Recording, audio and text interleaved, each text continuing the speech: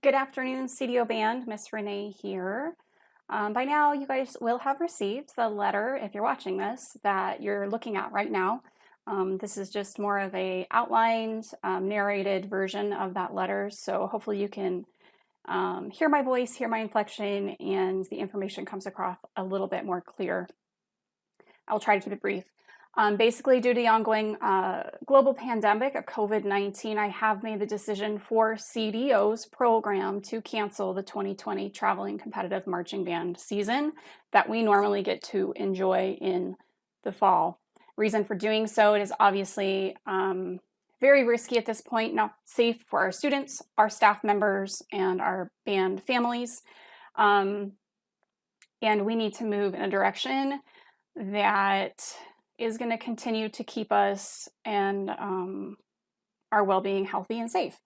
So that mixed with the uncertainty of so many things up in the air, it was just the right decision for our program to, instead of staying stagnant, for lack of a better word, or spinning our wheels, it was made very clear to me that our students would like to move forward with something that they can attain and achieve as far as a goal. And that's what we're going to do right now. So that being said, I am still awaiting word from AZMBA and what direction they're going to decide to do. And I'm going to detail some things out and how we'll respond to that in just a second. But this was not an easy decision by any means. I know most of you understand that. It was not a decision that I took lightly or that anybody that had a part in this decision are taking lightly. Everybody is very much affected with this, just as you are, students and seniors. It has been a very rough road for us all, and I really appreciate the positivity and the unity and really the family feel that I'm getting from the families involved with this program. It is very helpful. But just, again, it was not an easy decision for me as a first-time director for this program. But I think also with things and doors that close, that other doors open and opportunities present itself. And that's how I'm choosing to look at this. And hopefully you'll be on board with that as well. So a decision was basically made based off a number of different organizations that we follow, state and national organizations, including our boosters, student leaders, staff, and our district. So again, this is just a temporary adjustment for this fall. Next fall, we look to return to our normal competitive season and back to what we are usually looking forward to.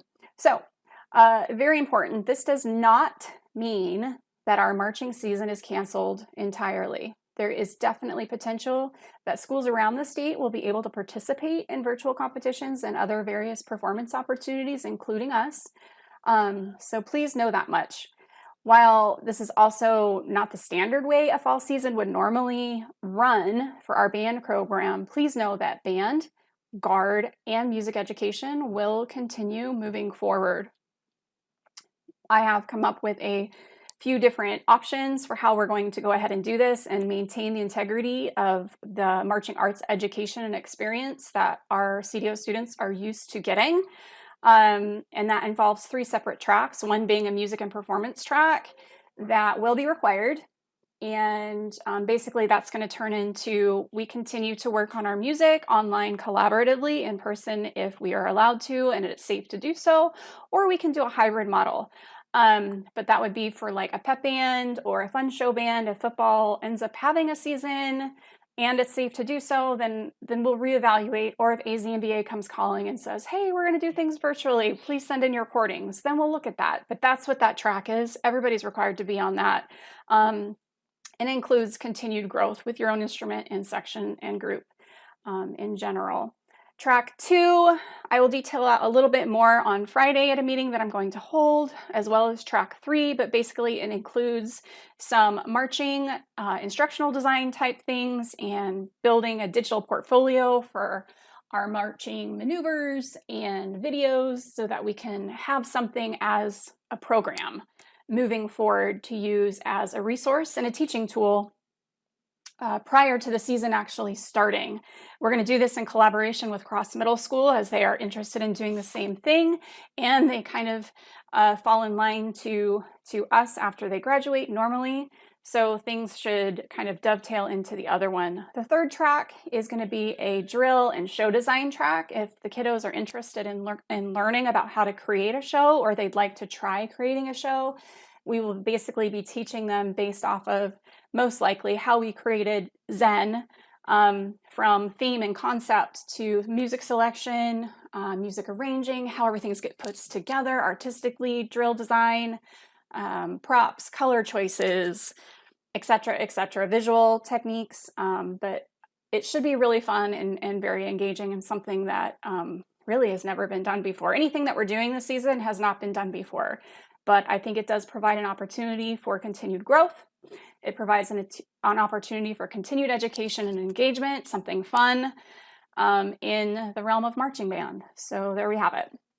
I will be holding another informational meeting this Friday, July 17th at 6:30 p.m. It's going to be a Zoom meeting, and at the bottom of this letter, you will see kind of a hyperlink that you can click on that will get you to the meeting, or you can join via the meeting ID and then what the password is, which I think I made CDO band. Yes, I did. Okay, marching band activity fee. So that fee is $330. That we established for what would have been a normal marching season. We have reevaluated that with our booster board, and we're going to bring that down to $110, which was that initial basically committal payment. So if you have paid that, then you're done. If you have not paid that yet, we're going to give you until Labor Day. I think it's September 6th or 7th, I can't remember, but Labor Day to make that payment. And if you did end up paying in full, we will be offering refunds for the remaining balance. Or if you would like to do so, you're more than welcome to donate to the band as well.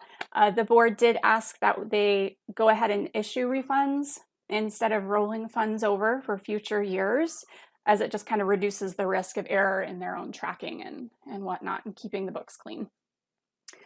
That's pretty much it, you guys. So again, I really thank you so much for your patience and flexibility. Things are moving so fast, and all of the decisions are exceptionally difficult right now. So I'm doing the best that I can. Your boosters are doing the best that they can. Your student leaders are working hard as well, and thinking for the band and for their sections. And I'm just really impressed with everything that I've experienced this far this season, as hard as it has been. And I am very hopeful and looking forward to this year, regardless of how we have to do it. So the best thing we can do, you guys, is continue to stay in communication. If you have questions, email me. Make sure you're getting these communications that I'm sending, as well as our newsletter, and just be ready to adjust at a moment's notice, because that's how things are happening right now. It's not ideal, but I feel like this particular plan is solid and gives us an opportunity to continue growing as a team, regardless of how we do it. So that's really important to me. Again, not the news that you're wanting, but I think it's going to be the safest and additionally beneficial to our students in the program in the long run. So email with questions. Show up on Friday, July 17th, 6:30 via Zoom. If you have any questions there, that's the place to do it. I'll have more information and breakdown of what these different tracks entail, and hopefully some more information from AZMBA by then. But until then, have a great day, and we'll talk to you soon.